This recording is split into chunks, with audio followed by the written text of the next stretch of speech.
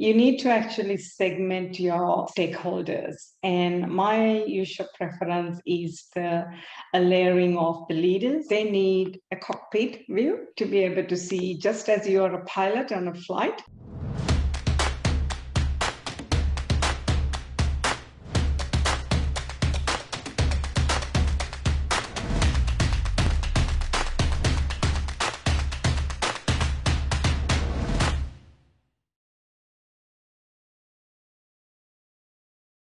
Yeah, I would say I've been in sales ops since 2011. Okay. But prior to that, I was in different types of operations roles, mainly in Asia Pacific and international as well. And the international got very enhanced when I actually did take a volunteer role as a committee member for an international finance organization. That is like the equivalent of WHO in the finance world. There are three main organizations: IFRS, which everybody knows, and IFAC is the one that I was in a committee. And that actually meant that I traveled to different parts of the world and really helped me. Both roles, my proper role and the volunteer role, complemented. So I was able to relate one to the other, and that was very rewarding. And especially when we looked at how we got $10 million of funds from DFID, which is a UK aid body, to help build up the accounting organizations in Africa. So I have worked in traditional technology companies like IBM, as well as the new age like AWS and startup companies. And I also came across Schneider Electric. I had the opportunity to work at Schneider, which was the OT, operation technology. And I was in the technology division, the industry automation, and it was quite interesting to see how the OT and the IT were converging, especially with the IoT. So I've had quite a variety of different industries and roles, but the common theme would be the operations, business advisory, working with leaders to help them achieve the goals and grow the organization. That's incredible. It sounds so amazing that you got the opportunity to travel all over the world and actually pick up on different things and see how ops is run all over the world. That's insane. Yeah. That's incredible. Tell me a little bit more about that. How did you find yourself in ops? Very interesting question. I actually was not. I knew I wanted to move out of finance, and I wanted something more business related, more people related, and less of the carrot, more of the carrot and less of the stick. Yeah. And less compliance and more into working side by side and growing with the business. So I had coffee with one of my peers at work. We didn't, and she said, "Oh, there's this great job that somebody wanted for me, but I don't want that. I think you'd be perfect." And it snowballed into that. That's incredible. I love how things just happen out of the blue and it just snowballs into something bigger, so much bigger than what you would have thought it would be, right? That's incredible. Absolutely. I love Absolutely. that. I love that. So talk me through a little bit to your journey now. Where are you now? What are you doing? So I was at AWS and I left a couple of months ago. And I am looking for my next sales operations role, but I also wanted a bit of time to build up my knowledge on what I've learned.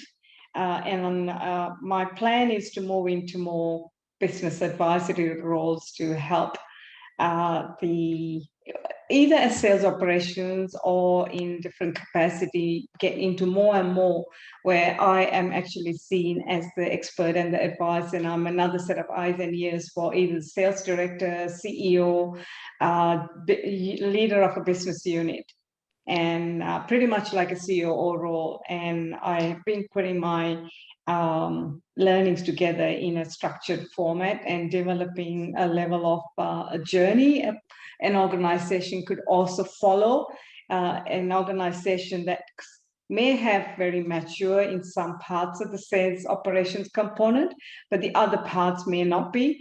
And then I'm developing how do you actually go through that journey. That's really, really great. I think especially in the last 3 to 5 years, ops has been so much more valued, and people have actually started to realize. I don't know if you've had the same experience, but a lot of the people that Absolutely. I speak to always say, the last 3 to 5 years have been so great. So the fact that you're taking some time to actually develop yourself a little bit further and then apply Yes, that to somebody else, that's incredible. And I think that learning with ops, you always learn. It never stops, does it? absolutely. Yeah, and That's I've been consolidating all the learnings into frameworks that I can actually go and use straight in, because sometimes when you go into an organization, you don't actually have a lot of time to implement things and make things. But if I actually come up with a really good solid toolkit in my hand, then I'll be able to implement, and it's more all about agility. I love that. That is honestly great. And I love how you want to implement that and help others. That's Thank amazing. you. And I guess that links to my first official question to you, and what the impact of COVID-19 has been on the role of sales ops. How do you think it's impacted it? That's interesting question, because there's a lot what we took as given and granted Absolutely. has changed. Basically, the base has changed. So in Australia, for example, a lot of people have moved to regional areas, because working from home meant you don't have to be in a one-bedroom apartment for the same cost. You could be in a house with a garden and probably cats and dogs and other goldfish, maybe. So that actually meant that the regional areas have a rapid growth, and the CBD businesses are actually finding it a lot more challenging. So what is it the organizations doing to actually go into those areas, and as operations in your dashboards and forecasting models, are you actually taking an account into regional versus city growth and what's happening in your revenue and sales areas? Another area would be you would have some of your customers would have blips in their sales. So if you take the airlines, for example, you would see a fairly significant drop in your sales from the lockdown time and picking up now. And then you have border closures like in Australia that also creates. And so you need to think about how do you actually address that in your sales forecasting, planning, targeting. If you had a dedicated salesperson for Qantas, for example, how do you set the targets? What do you actually help that person do when there's hardly any sales and the organization, the usual contacts are no longer available? So there are things that you need to think about. How do you address that? Thirdly, there's also the data. We're looking at machine learning, predictive analytics.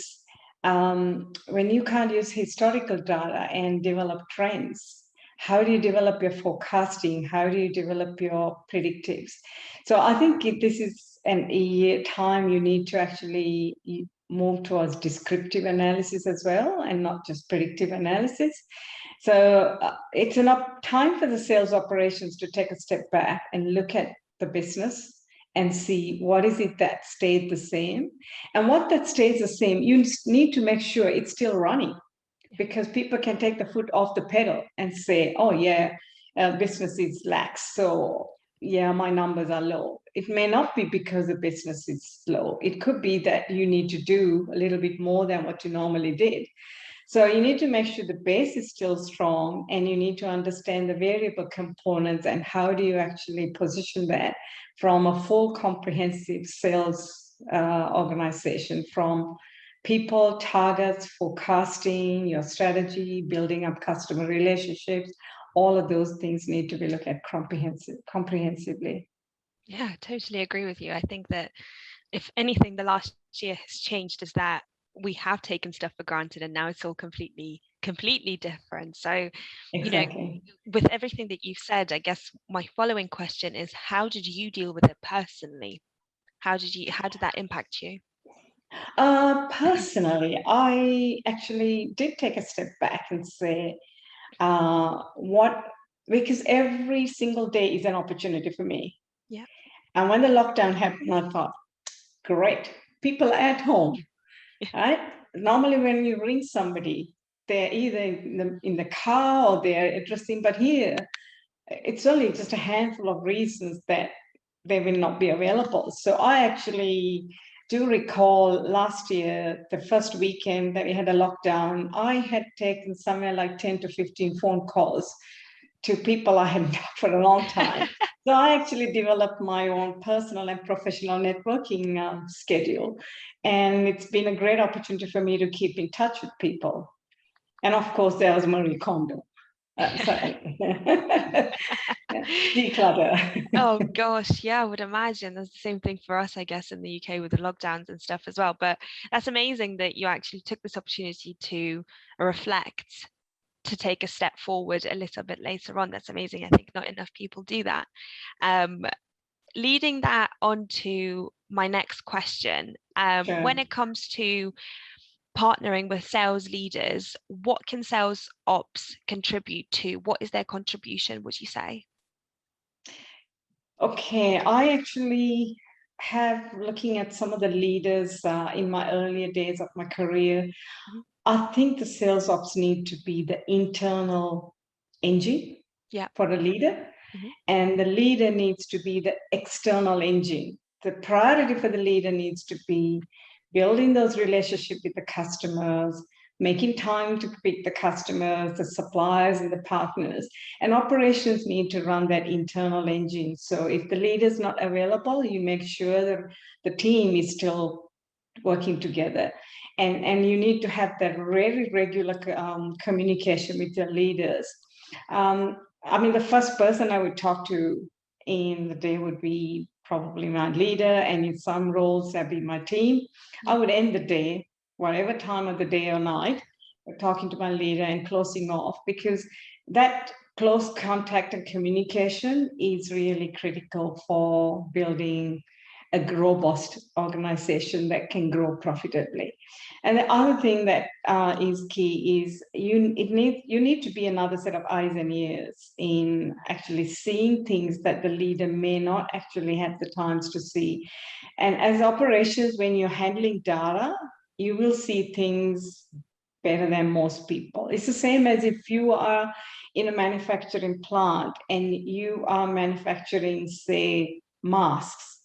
The person who's actually working in the manufacturing will see the little tears and little faults in the mask, but the person who's actually selling it won't see that, right? Because they'll all be inside a package. So as an individual, I think if you take the mask concept, Yeah. you're the set of person who will see the cracks and faults and what's working and which type of masks are selling more. And you need to provide that input to the leader as well as the person in the leader's team who can take action against that.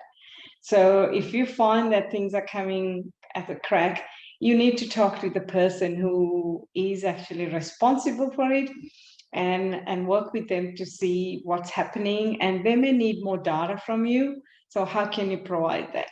I think that's really key. And to take both at least a couple of times a year, take a strategic perspective, and also a couple of times a year, take a deep dive.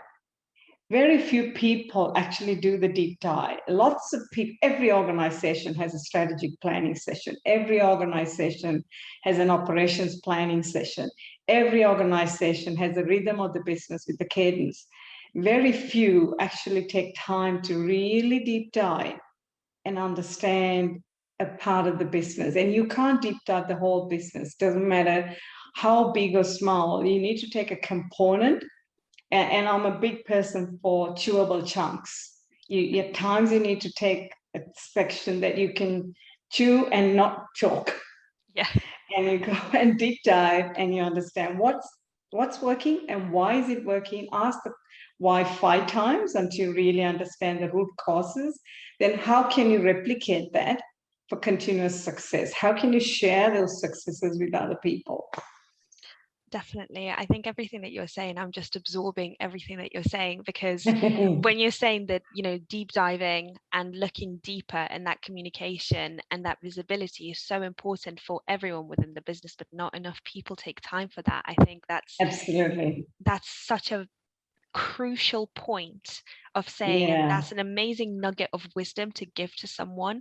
So I'm actually really, really happy that you brought that up, and it leads quite nicely to my next question. And the best practices of reporting and forecasting, what you've just described is that it is so important to actually look in forecast, but also look at it from a slightly different point of view when you take a step back. So what is your view on it? So reporting and forecasting. Now, I am of view that one size does not fit all. Those one size fits all t-shirts, they're horrible. Yes, they are. So the same way, the one size fits all dashboards and reports, they just don't work.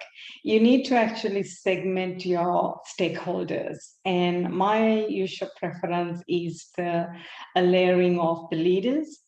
They don't need to know everything at nth level of detail. They need a cockpit view to be able to see, just as you are a pilot on a flight, you should be able to see your dashboard, and you should be able to know what are the things that are running okay and what are the ones where should be red blinkers and green lights. And that should be for the leaders. And there should be enough information for larger organizations for the leader to know where to go with the questions. And most of the people I worked with usually know who the players are, but I can't assume that everyone does. Then you've got the next layer, which is the managers. The managers not only need to have that cockpit view for their organization, they also need a view by person. So they should be able to see each individual, how they're maybe a filter or something, show how they're performing in each of the areas. And you may find some people are best practices in certain areas, and some could be best practices across the whole board. And then you need it be helpful. Hopefully, they'll be happy to share their secrets of success with the others, and encouragement with that would be quite good. And the third group is the actual individual, and they need to be able to deep dive, and they need to be able to actually have a user-friendly. The same as everything else, not everyone likes every color. So what I have found is if you take the dashboard tools, some really like some tools, some hate the tools, some love other tools. So I think to provide a little bit of a variety, if it's possible in the current day, that also works. But the data should be the same. There should be one source of truth. There shouldn't be anything else. And reports and dashboards, they work well the more you use it, not just for looking at it individually. They should be used in team meetings, cadences, reviews, and you should be able to snip it and copy paste into various documents. And and the definitions, absolutely key to make sure there's only a single definition of data items. In the real world, we can have people with the same name and we know how to differentiate because we look different. But in the world of data, it's all our numbers and graphs. You don't have the facial differentiations. So having consistent definitions is like an absolute must. Definitely. Consistency is something that I always think to myself is, if there's one thing that's consistent, is that the world is full of inconsistencies. And especially with data and stuff like that and people's definitions. I love your analogies, and I love that plane analogy. That's absolutely brilliant. That's definitely something that I'll take on. But going back to how you were saying with reps and how it's really important for the individual to see what's going on, to deep dive, how would you get a B rep to go to an A rep and perform their best? Okay, so a B rep, I think one of the things that the reps really need to understand is data quality is a must. Making, especially in sales, I mean, the sales provides the business through the front door. So you got to have up-to-date current information. And if you do have issues with that, call it out to operations. And there was one instance in one of my roles where the new opportunities were very low. And when we talked to the salespeople, we found out that they were not updating the new opportunities as it took them too long.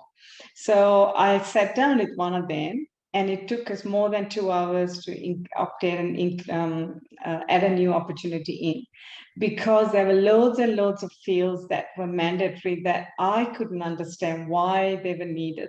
So we made a list, and I made a business case for that and sent it to the global operations leader and said, we got to get these optional. And took a little bit of work because there were all sorts of other stakeholders who wanted them mandatory. And so we had a little bit of negotiation that when they need it, then I will work through another method. So through that changes, the new opportunities updated in 30 minutes. And as a result, it improved. So in the same way, the data quality and currency is needed. The other thing is I have come across sometimes salespeople who do not know what their targets are. So they have to know what their targets are. A good salesperson will have a very good relationship capability, empathetic, have good business skills, and also be able to read dashboards and understand the numbers. Most important, understand the customer's requirements, needs, and the pain points. So once you get that combination of skills, I think you move from an A to B. And if you can tick all the boxes, you will be A++. I love that. Do you think that that is something that is, I'm trying to think of how I want to word my question. With going from a B rep to an A rep, do you think that that is something that you can teach someone, or is that something that someone has in them throughout the entire thing and they just need a bit of a push? Or do you think that that is something that reps can learn and develop? And if so, how long do you reckon that would take them? It's an very interesting question. There are two roles that I think in the world, maybe there's more, that I think you've got to have the inherent skills. And one of them is sales, and the other one is music. Yes. If you're tone deaf, you're tone deaf. So I think of salespeople as an inherent talent, and they have a natural skill of connecting with people, natural skill of being able to communicate in a way that the other person can understand, versus explaining how you arrive at the outcome of a research. So there are some natural skills, but I would say you wouldn't be a B rep if you didn't have natural skills. You probably would have gone down another career path.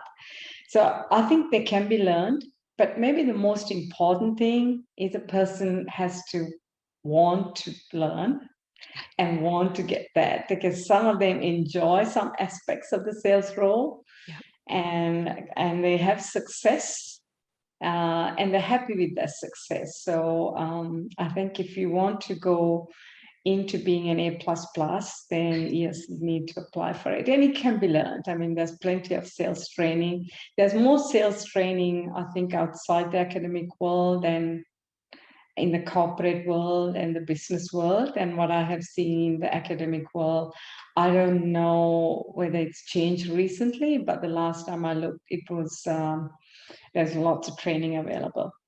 There's so many opportunities at the moment for salespeople, isn't there? There's so much they can learn, and not just internally, but externally as well, which is great for everybody. Just to round us off, the last little question that I was going to ask you is a bit more personal, but if there was one nugget of wisdom that you could give to someone that's just starting out in sales ops, using all of your experiences, what would it be? I think one would be to know your data, because you are the data guru. So you got to know the data. And if you don't know, other people won't. I have come across people who say, I ask a question, I get 5 different answers. And I think that makes the life very hard for the leader and the whole leadership team. Definitely. That is very valuable.